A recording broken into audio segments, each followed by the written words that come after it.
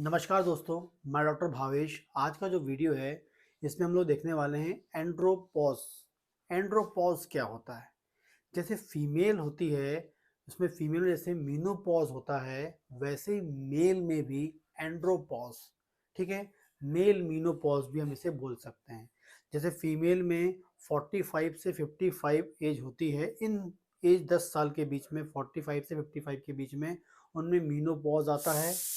ठीक है, वैसे ही मेल में भी 45 के बाद, 50 साल के बाद, 45 साल के बाद उनमें भी क्या होता है, हार्मोनल चेंजेस होते हैं। कुछ हार्मोन्स का फॉर्मेशन कम हो जाता है और उनमें भी बदलाव आता है, उसे हम बोलते हैं एंड्रोपॉज या मीनोपॉज। ठीक है, मेल मीनोपॉज हम उसे बोलते हैं।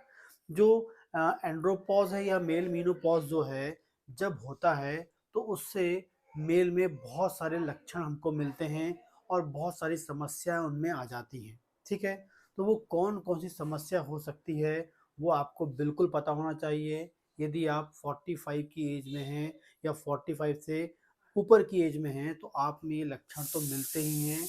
बहुत कॉमनली जब पेशेंट क्लिनिक में आता है तो ये कॉमन सिम्टम्स लेके आता है। ठीक, तो ये कौन कौन से लक्षण आपको मिल सकते हैं या कौन कौन सी प्रॉब्लम आपको फ्यूचर में हो सकती है। पहले, सबसे पहले जब एंड्रोपॉज होता है मेल में, ठीक है, 45 से 50 साल के बाद, तो सबसे पहले low libido. Libido, low libido ये क्या होता है? क्या होता है, जैसे जैसे एज बढ़ती है तो मेल में एक इम्पॉर्टेंट हार्मोन होता है जिसका नाम होता है टेस्टोस्टेरोन। टेस्टोस्टेरोन मेल की जान होती है, मेल का एक इम्पॉर्टेंट हार्मोन होता है। मेल का जो पूरा जो सेक्सुअल एक्टिविटी होती है, मस्कुलर स्ट्रक्चर होता है, मेल का जो कॉन्फिडेंस और जो मेल का जो स्टेमिना होता है, वो फुल्ली 100% डिपेंड करता है टेस्टोस्टेरोन पर। ठीक है, लेकिन जैसे जैसे एज बढ़ते जाती है तो जो टेस्टिस होता है वो टेस्टोस्टेरोन फॉर्म करता है। लेकिन जैसे जैसे एज बढ़ते जाती है तो क्या होगा, जो मेल की जो टेस्टिस होती हैं वो श्रिंक होते जाती हैं, श्रिंक होते जाती हैं। और श्रिंक होते जाती हैं तो उस टेस्टिस की जो सेल जब श्रिंक होंगी तो उनका फंक्शन भी क्या होता है, धीरे धीरे कम होने लगता है।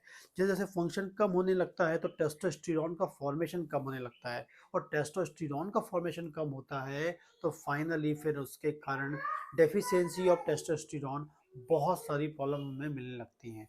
तो जो पहला लक्षण है लो लिबिडो, जिसका मतलब होता है जो सेक्सुअल डिज़ायर है वो कम होना, सेक्सुअल डिज़ायर का कम होना, ये एक सबसे मेन कॉमन सिम्टम पहले निकल के आता है due to deficiency of testosterone. क्योंकि एंड्रोपॉज हो रहा है, इसका मतलब है टेस्टोस्टेरोन कम हो रहा है, मतलब टेस्टिस का जो फंक्शन है वो कम हो रहा है। क्योंकि टेस्टिस कैसी हो रही है, श्रिंक होने की ओर जा रही है। यही एंड्रोपॉज होता है।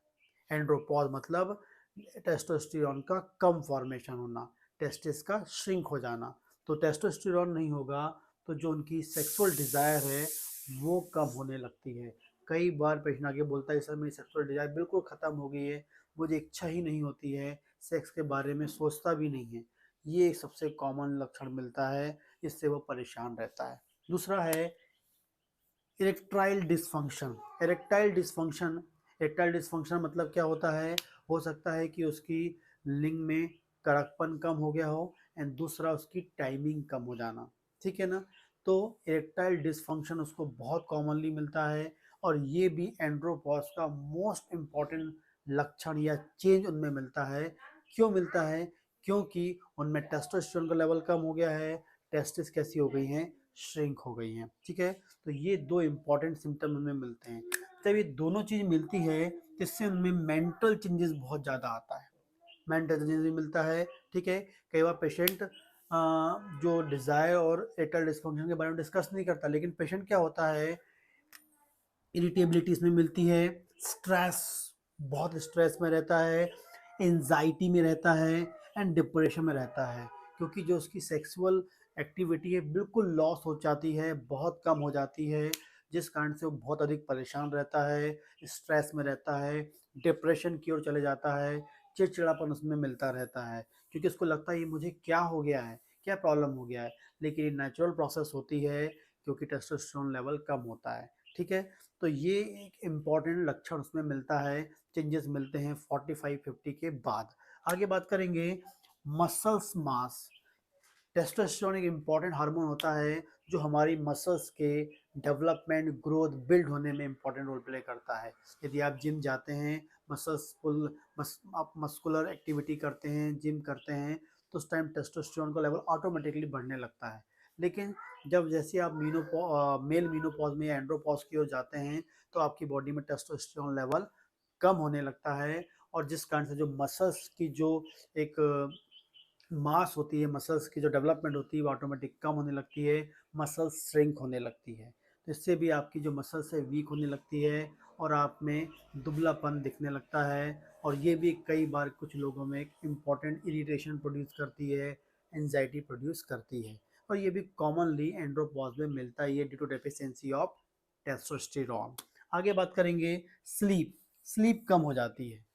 ठीक है, स्लीप कम हो जाती है। स्लीप कम होने के बहुत सारे कारण, एक तो टेस्टोस्टेरोन है, लेकिन साथ में क्या है, जब वो सेक्सुअल जो एक्टिविटी उससे वो प्रॉब्लम हो रही है, जिससे कारण उसको एंजाइटी, डिप्रेशन, इरिटेशन होता है, वो सब फाइनली आपकी स्लीप को ख़राब कर देते हैं। ठीक है, इतनी इम्पॉर्टेंटली आपकी बॉडी में जो चेंज हो रहे हैं वो स्लीप को डिस्टर्ब करता है, और जो स्लीप डिस्टर्ब होती है तो और जो सेक्सुअल एक्टिविटी है और जो थोड़ा बहुत टेस्टोस्टेरोन बन रहा है वो भी ख़त्म हो जाता है। यदि आपको एंड्रोपॉज की एज में अपने टेस्टोस्टेरोन लेवल को मेंटेन करना है, तो सबसे अच्छा, मोस्ट इम्पॉर्टेंट जो रेमेडी है वो है आपकी नींद। यदि आप अपनी नींद को क्या करते हैं, प्रॉपर करते हैं, रात की 6 से 8 घंटे, 8 घंटे की नींद, 6 से 8 घंटे की रात की नींद, ऐसा नहीं है 12 बजे रात में सो रहे हैं, सुबह 10 बजे तक सो रहे हैं, उसका मतलब नहीं है। रात की नींद जो है 6 बजे तक काउंट करेंगे। रात की जो नींद है 6 से 8 घंटे की करते हैं, अपनी नींद को इम्प्रूव करते हैं, अच्छी नींद लेते हैं, तो जो टेस्टोस्टेरोन का जो फंक्शन है, टेस्टोस्टेरोन का जो लेवल है, वो नेचुरली कैसा होता है, इंक्रीज होता है, और जो आपका एंड्रोपॉजल जो चेंजेस आपको मिल रहे हैं वो आपको बहुत धीरे धीरे मिलेंगे, जिससे आप परेशान नहीं होंगे। तो पहले नींद को इम्प्रूव कर लें। इसके अलावा एनर्जेटिक नहीं रहते, हमेशा उनको वीकनेस, ड्राउजीनेस, बॉडी में कमजोरी ये लगती रहती है, क्योंकि मसल्स वीक हो रही हैं, और वो ऐसी वो एंजाइटी डिप्रेशन में है। लेकिन मेन क्या होता है, मसल्स वीकनेस के कारण वो अपने आप को कमजोर फील करने लगता है, क्योंकि मसल्स मास कम हो रहा है due to deficiency of testosterone. Next देखेंगे गायनेकोमेस्टिया, ये क्या होता है। कई बार कुछ लोगों में जो मेल के ब्रेस्ट होते हैं वो फीमेल लाइक हो जाते हैं, मेल के ब्रेस्ट फीमेल लाइक ब्रेस्ट हो जाते हैं। ये कई बार मिलता है क्योंकि टेस्टोस्टेरोन का लेवल कम हो जाता है, क्योंकि जो टेस्टोस्टेरोन जिस रॉ मटेरियल से बनता है, जिस जिस चीज़ से टेस्टोस्टेरोन बनता है, अब टेस्टोस्टेरोन नहीं बन पाता है, उसके बदले वहाँ पर कई बार ईस्ट्रोजन का लेवल बढ़ने लगता है, और फाइनली फिर उनको गायनेकोमेस्टिया मतलब मेल के जो ब्रेस्ट होते हैं फीमेल जैसे ब्रेस्ट दिखने लगते हैं। ये रेयर लक्षण होता है, लेकिन ये भी कई बार मिलता है। लेकिन सबसे कॉमन जो होता है, सेक्सुअल वीकनेस मिलती है, जिससे बहुत सारे पेशेंट परेशान रहते हैं।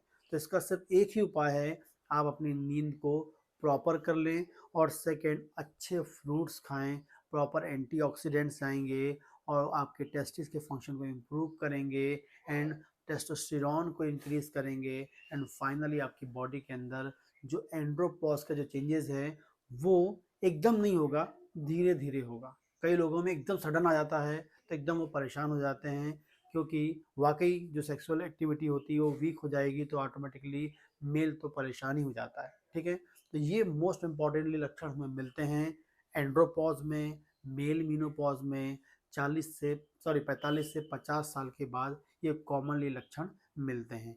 तो ये एंड्रोपॉज है। यदि आपको जो मैंने बताया वो समझ में आया हो, यदि आपको मेरा वीडियो पसंद आ रहा हो, तो प्लीज़ लाइक करें, कमेंट करें, कोई क्वेश्चन हो तो आप मुझे कमेंट कर सकते हैं। यदि ऑनलाइन कंसल्टेंसी के बारे में सोच रहे हैं तो दिए गए नंबर पर मुझसे बात कर सकते हैं।